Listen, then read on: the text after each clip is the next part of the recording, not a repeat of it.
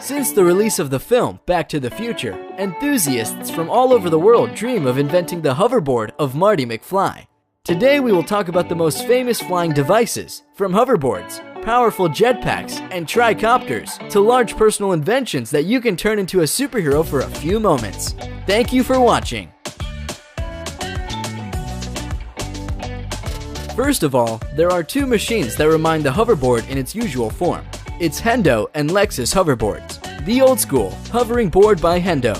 Yes, it looks like the one Marty had in the second part of Back to the Future. Not so cool, but real.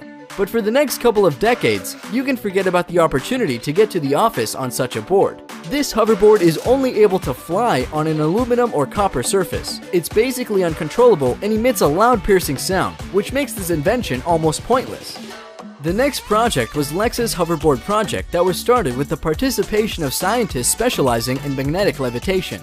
It is this technology that formed the basis for the hoverboard. Earth's gravity is overcome by cooling the superconductors to negative 197 degrees Celsius. Cooled superconductors cause the skateboard to repel from the special magnetic covering in the skate park. 656 feet of special coating, where experts have installed hundreds of small magnets under the cement and wood skate park to make the dream of Marty's hoverboard real.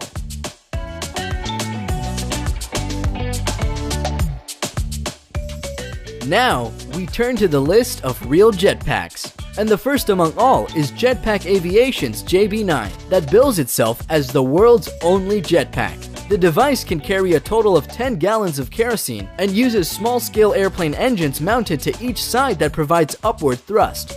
These engines mix ambient air with their exhaust gases to bring temperatures down to a comfortably warm airstream that can keep users floating in the air.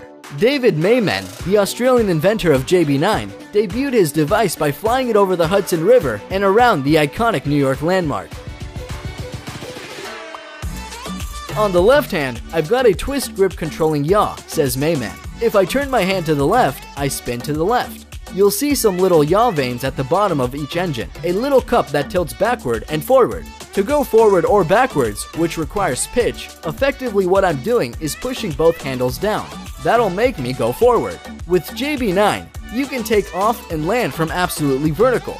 You can get an initial climb rate of 500 to 1,000 feet a minute and a speed of 60 miles per hour. So if you can imagine walking out your front door and being able to take off from your porch, it can be real today.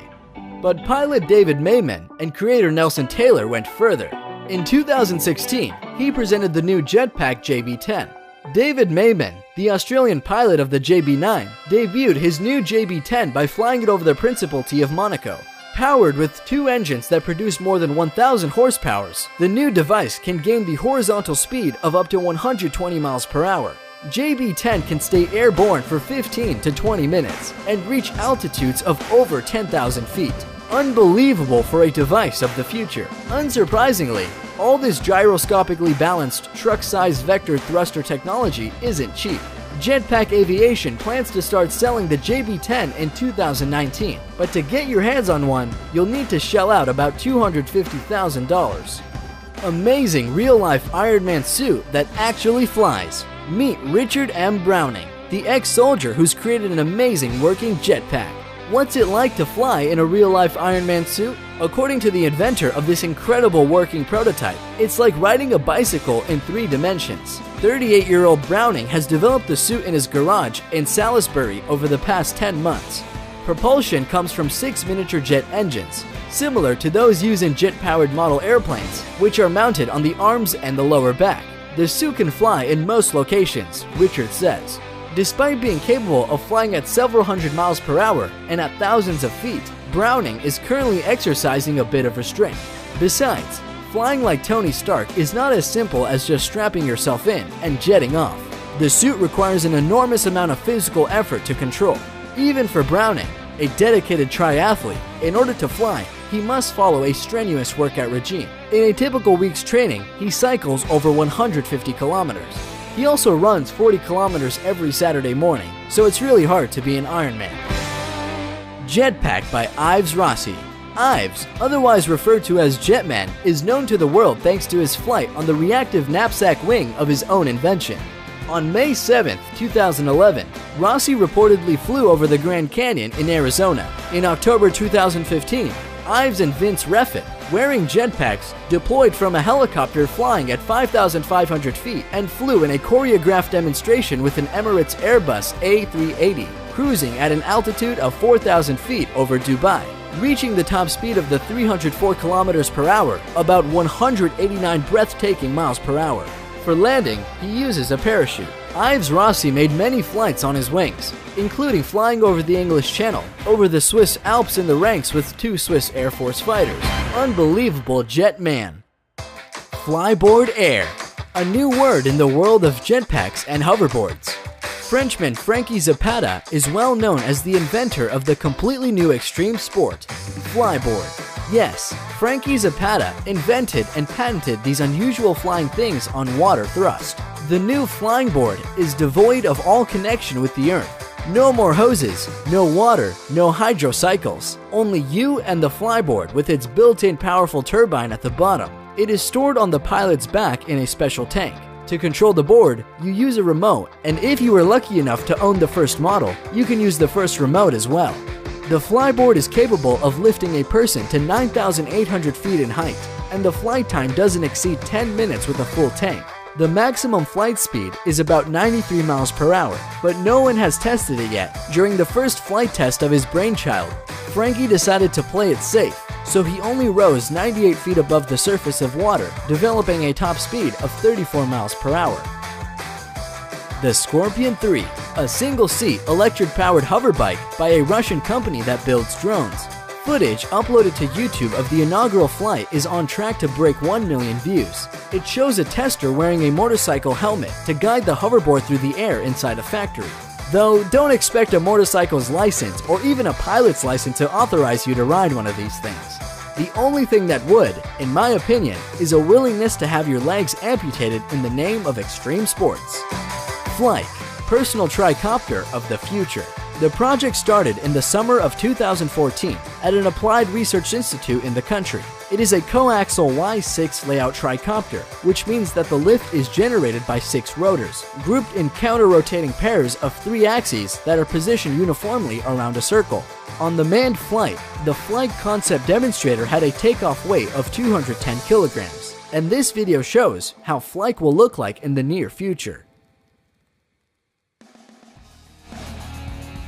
Flying Kitty Hawk machine itself doesn't look so much like a flying car as it does a majestic giant drone, upon which our Silicon Valley superiors can soar over our heads like modern-day knights on their geeky steeds. Powered by 8 propellers, Kitty Hawk can reach speeds of 25 miles per hour.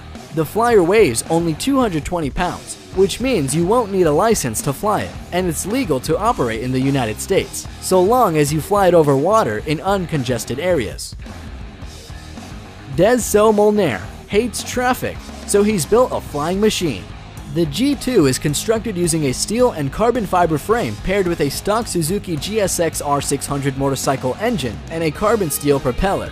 The propeller disengages with the rotor and engages with the transmission, allowing the vehicle to achieve speeds of up to 200 miles per hour on the ground and 90 in the air. Mad Max in real life.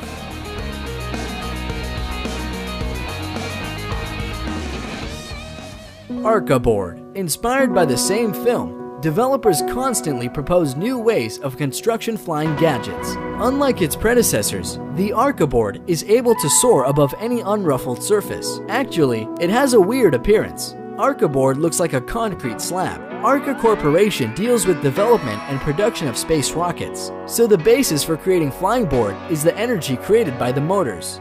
The flight of the device provides 36 electric motors with a total power of 272 horsepower. These start the appropriate number of channeled fans. As a result, Arca board can raise a passenger up to 242 pounds and fly about 1.2 miles at speeds of up to 12.4 miles per hour. The resources of lithium batteries suffice a maximum of 6 minutes, and then the batteries need to be reloaded for 6 hours. Omni hoverboard. This hoverboard consists of 8 propellers, which lift it into the air. The device is made out of carbon fiber. Power engines, which produce a total power of about 40 horsepower, are carried out through 12 batteries. But unfortunately, This hoverboard can be in the air no longer than a minute and a half. During the first test run, it overcame a distance of 3,000 feet.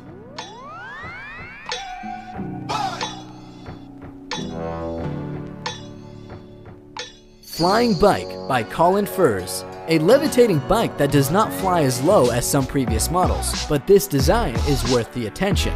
In addition to these things, Colin Furze's channel is full of cool inventions.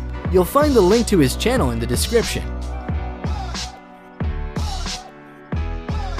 Our list is coming to an end, and it's time to chill with Hammock Drone. There is a rumor that it is just a well-executed VFX trick in a commercial for Dutch insurance company. Anyway, the idea is as simple as it is beautiful. It's a hammock that not only can move, but can float just about anywhere. While drones are poised to change the worlds of commerce and food delivery, perhaps we should be focusing on how they can change the world of luxury as well. Thanks to all for watching.